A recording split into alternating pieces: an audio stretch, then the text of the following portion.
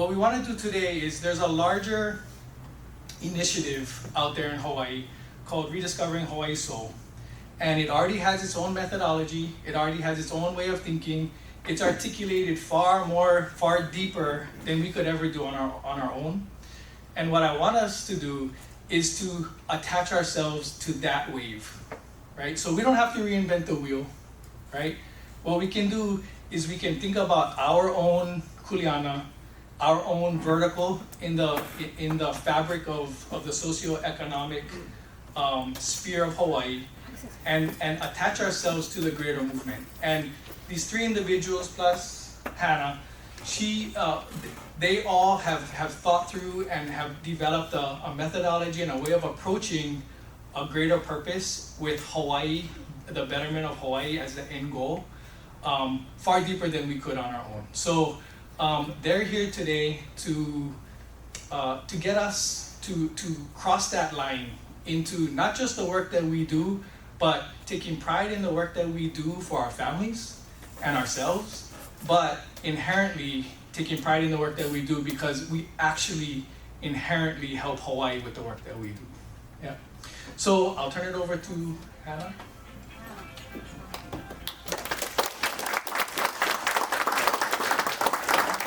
Very well said. Mahalo, Ron, and mahalo everyone for being here and for inviting us into your space. We're really excited to share the story of Rediscovering Hawaii Soul and Hawaii Executive Collaborative with you, and then hopefully offer some time for us all to be in discussion with each other as well. So to introduce myself, my name is Hannah. I serve as Network Engagement Lead at Hawaii Executive Collaborative, helping to steward this work of Rediscovering Hawaii Soul. And here with me, I have Dwayne Karisu, who's our HEC Board Chairman on the left. In the middle is Kamana Opono Crab, who's our Executive Lead of Rediscovering Hawaii Soul. And then here is former Governor John Waihe'e, and he's the mascot. he is an integral part of our work and serves as a leader at HEC and through RHS.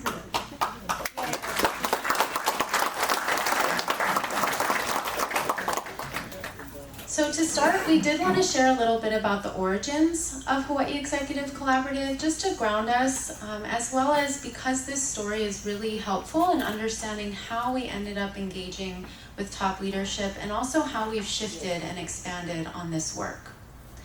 So in 1963, the Hawaii Executive Conference was founded as a forum where business leaders could exchange ideas and talk candidly about Hawaii's future. And at the time, many of these early participants were really executives from Hawaii's big 5 companies, and so it was very much a business-led table. But over time, the conference began to lose its purpose. And so in 2016, there was an opportunity to turn this long-standing forum into something else. And that's when they approached Dwayne. And Dwayne is a local entrepreneur and businessman and community organizer, and at that time he had just completed the Kahawiki village, which is actually just off of Nimitz. And that was really inspiring based on all he learned throughout that process. And so he was able to envision, along with other leaders, the purpose for the conference and saw it as a way to engage top leadership and get them to actually commit to working together to help address some of Hawaii's most pressing issues. So fast forward to 2018, the Hawaii Executive Conference was then relaunched under a new vision about taking collaborative action and together asking this question of, are you really all in for Hawaii, and what does that look like? So committees started to form, and this became a turning point from moving from just talking about issues to organizing and solving them. So this alignment then created some momentum and raised another practical question around how do we keep this commitment and this momentum going in between the conference. So that's when in 2019, the Hawaii Executive Collaborative was created as a nonprofit to serve as this backbone organization to help accelerate the collaborative work that came out of the conference and help to engage not only business leaders, but including community and cultural leaders as well. Dwayne, myself, and Governor were part of that group. As Dwayne had shared, some discussions were very intense because we're talking about land, such as what Hannah was talking about, like Pohakuloa, Mauna Kea. And so usually when you think about land issues and a lot of what's going on, Native Hawaiians are right there, protecting land, protecting ocean, protecting resources. And so over a matter of 2 full weekends, we talked about not only the contentious issues of what direction Hawaii is going, but there was a pause in our discussions where we really needed to take a deep dive is, who are we? Who are we, born and raised in Hawaii, Kanaka, non-Kanaka, whether you second, third, fourth generation descendant of an immigrant. My grandfather was from Pampanga, Philippines. I'm third generation. Second generation. Regular compare. I just stated. And so that's where our focus shifted on what is the soul. And the soul, our conversation started to focus is, well, what do we all collectively believe in Hawaii? And so that's where our discussion starts.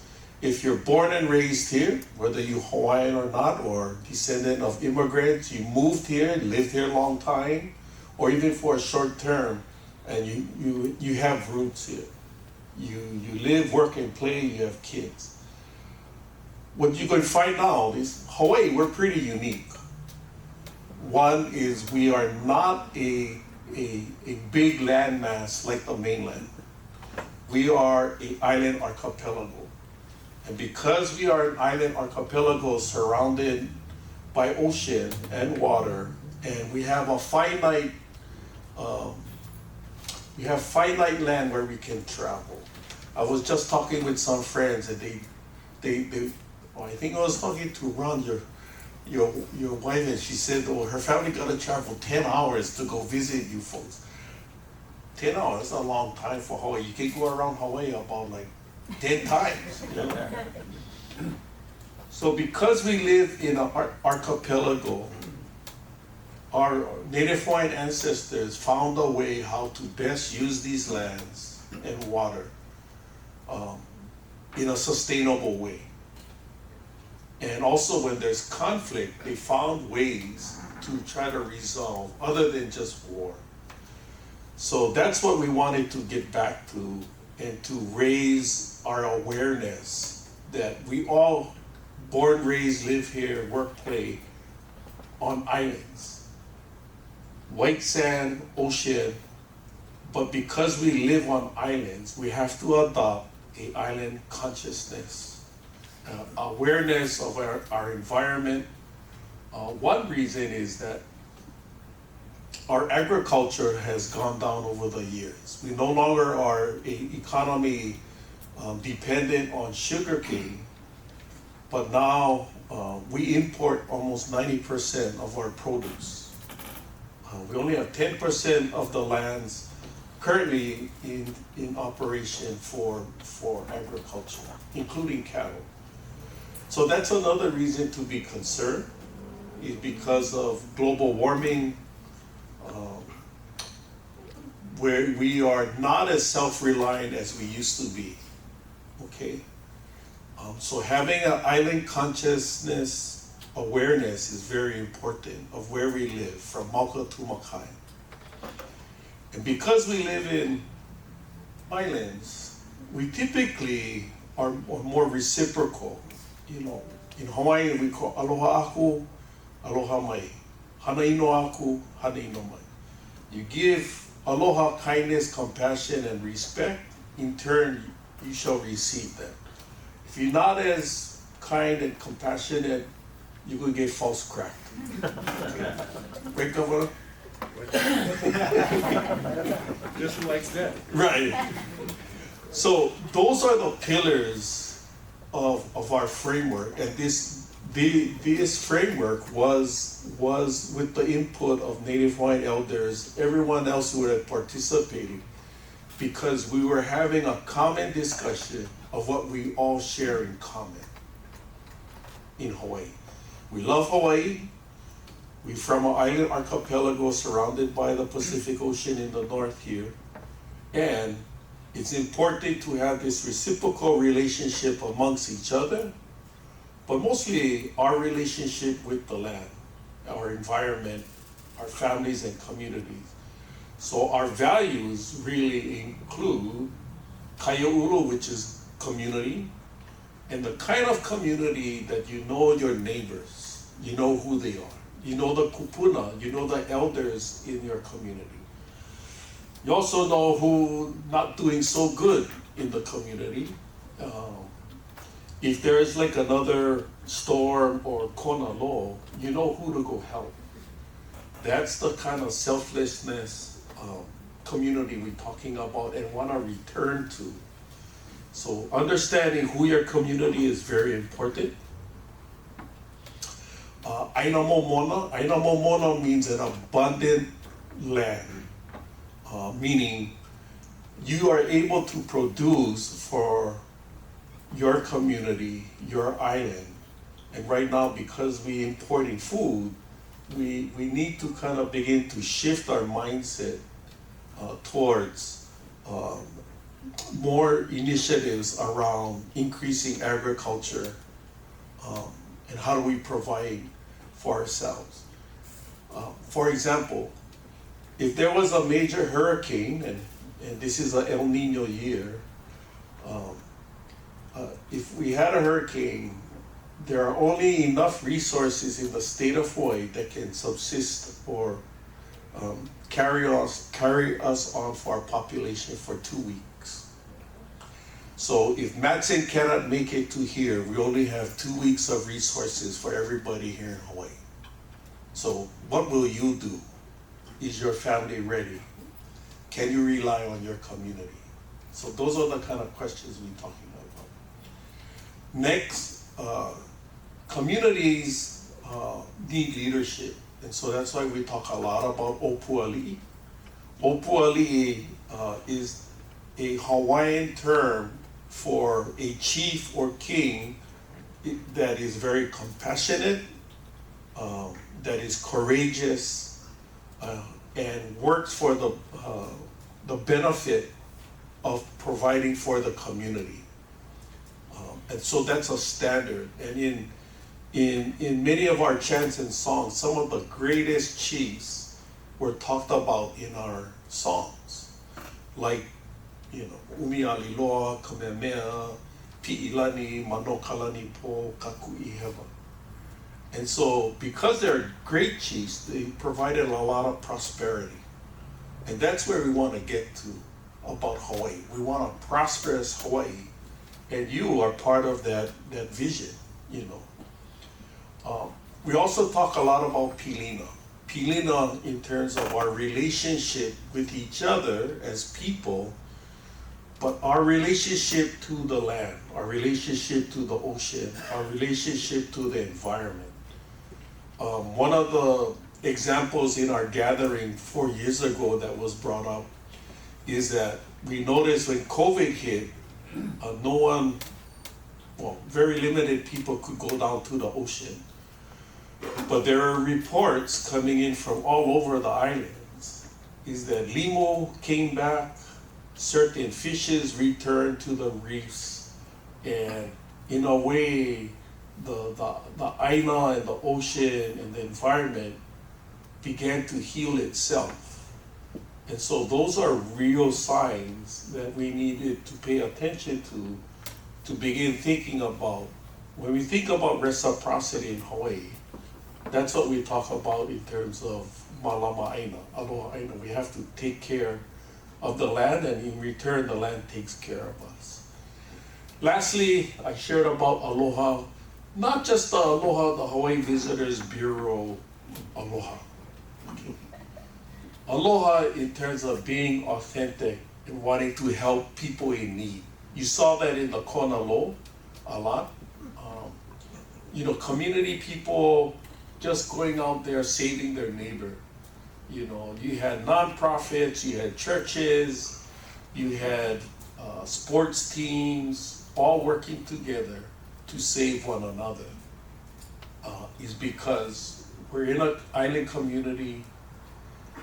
We want to take care of one another, and in a way, it's our responsibility to making Hawaii a better place.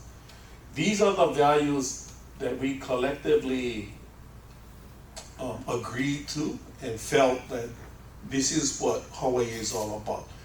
This is the Hawaii that separates us from people on the continent and globally, is we care about one another. And that's the vision, and that's sort of the, this foundation, what we wanted to share more with others collectively across the state about getting involved. So real quick, we shared this with county organizations, we shared it with over 300 organizations, and over 700 individuals, leaders, okay? It's being embraced by quite a few, and then Ron, as your leader, thought that this would be very helpful in helping shape your values, your culture in your organization, and your contribution to the vision of making Hawaii a better place, not just for us, but for the future generations. Why this particular initiative was attractive to me was because they would always follow up with something that changed the system.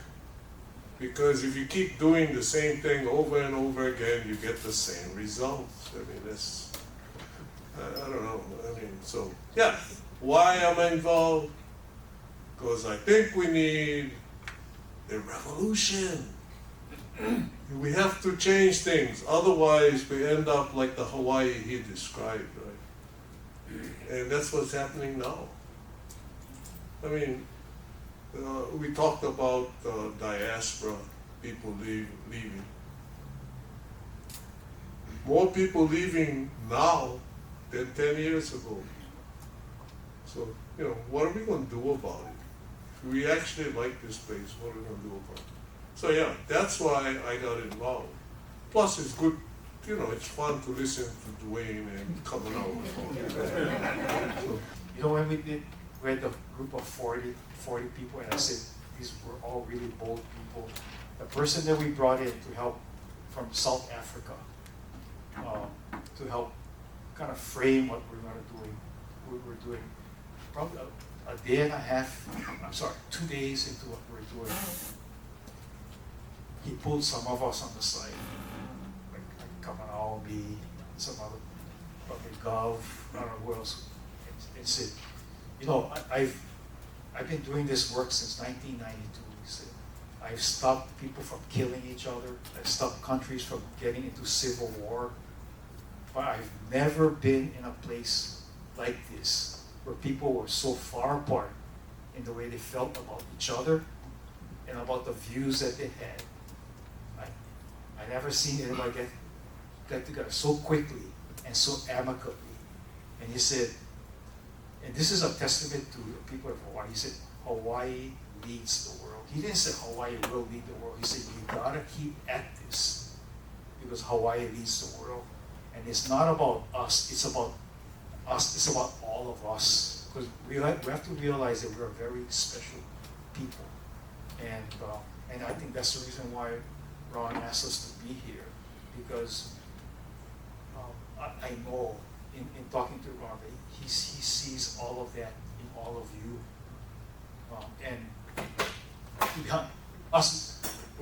we're all here to volunteer. We wouldn't be here if we didn't also believe in you. It's not an accident that she's here, that she was the one that put the food together today.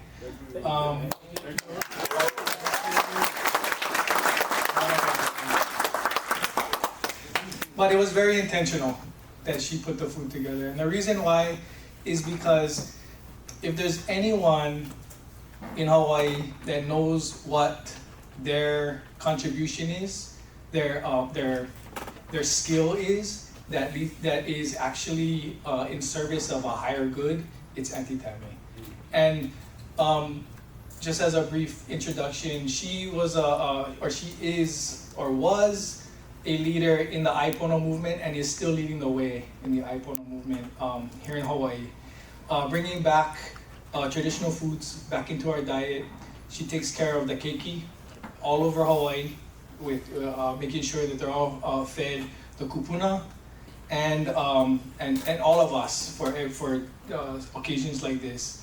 But just like we are searching for how to express our own skills for the higher good, that's what Auntie Tammy does every day. So I kind of wanted her to kind of talk a little bit about what that looks like in her trade. So when she talks about it, you guys can kind of adopt some of that and translate it into what we bring to the market also.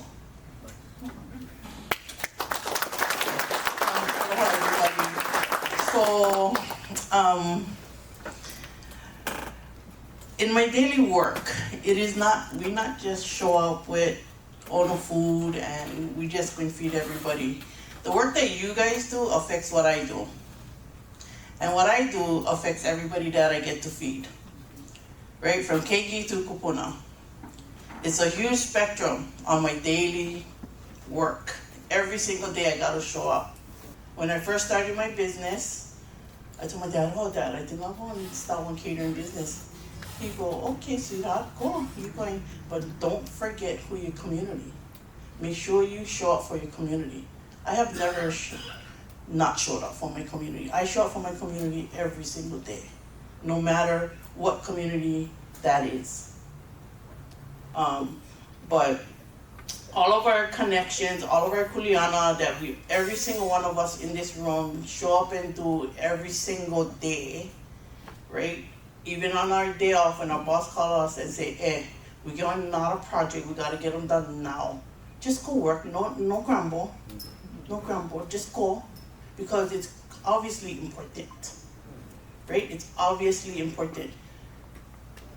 You guys take care of food systems. I hope you guys know that. Yeah? I know my vendors, you guys, I see the blue shirts in our community, right? You guys take care of food systems. If one food system shuts down in Hawaii, it affects every food person in Hawaii. And I'm one of them. So you guys know me, I'm Auntie Tammy, I'm Ron's auntie. Yeah? And, I never just show up because Ron will call me. I show up because I love him enough to show up to be part of his new journey called business. I was like, "Bro, you crazy or what?"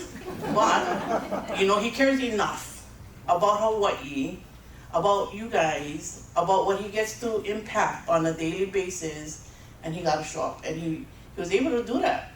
We have to appreciate this moment, this time that Ron's allowed all of us to share in the just little bit of time, guys. No worry, when you go home, the TV's still on, right? But we get to spend just a little bit of time today and listen to great things about what we can do on our daily and what impact we have. So with that, mahalo for having me, mahalo for enjoying the food, get some more out there for eat if you're still hungry. To Ron, I can always be your favorite auntie, so don't worry. And I can leave. You know where to find me. And just do you, bro. I worked in Washington, D.C. They used to put out, they had cake, right? But they always put it on the opposite side where you can reach it. Or they put them in the drawer. But Hawaii people, we share food. See? That's what binds us. Now, where does that come from? Yeah? The word I is the word to eat in Hawaii. Aina, right? Everything comes from the land. Everything comes from the soil. It feeds us. island people know that if you don't have food, you die. And you can't, if you're in the middle of the Pacific, you have to treat the Aina. Aina, take care of the Aina. Aloha Aina results in Aina Aloha, which results in Aloha Ola, life. You see, this is how we know each other, how we live together. When you invite somebody to your house and share food like we did tonight, magic can happen. This is the magic of Hawaii. Restoring Hawaii's soul is making sure that we keep that magic. Aloha, everybody. Love being with you. Thank you very much. Aloha.